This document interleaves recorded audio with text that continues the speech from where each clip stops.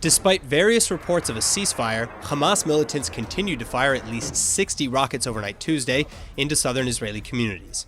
This after Israel began retaliatory strikes Monday evening in response to a long-range J-80 missile that was fired into central Israel, striking a house and injuring 7, including 2 infants.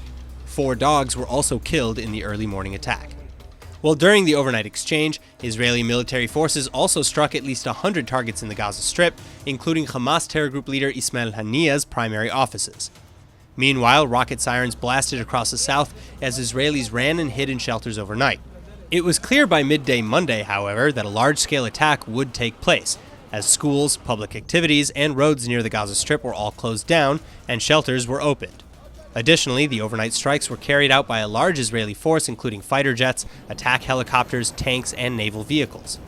Thankfully, though, an uneasy calm has finally taken hold as the shaky ceasefire reportedly went into effect, according to Hamas. That being said, the last Hamas rocket was launched shortly after 3:15 in the morning, several hours after the first reported ceasefire was to go into effect. And Israeli officials like Foreign Minister Katz and Finance Minister Kachron have still denied ceasefire reports.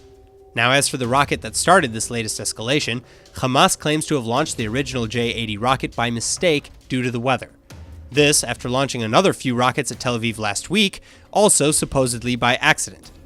Regardless, Israeli forces hold the Hamas terror group gravely responsible for any attacks emanating from the Strip, and these latest attacks were among the most dangerous in years. That's why Prime Minister Netanyahu cut his trip to the United States short, later explaining that we will deal with these issues, and that Hamas needs to know that we won't hesitate to go into Gaza and take any required steps. Additionally, in a rare condemnation, even the United Nations issued criticisms over Hamas's escalation. With that said, however, many in Israel say indeed our response did not go far enough, and former IDF Ground Forces Commander Major General in the Reserves Guy Tzur, for example, told Ynet that, quote, "The next round of fighting in Gaza is very near, and our experience shows that just aerial activity takes a long time and in general does not restore deterrence," end quote.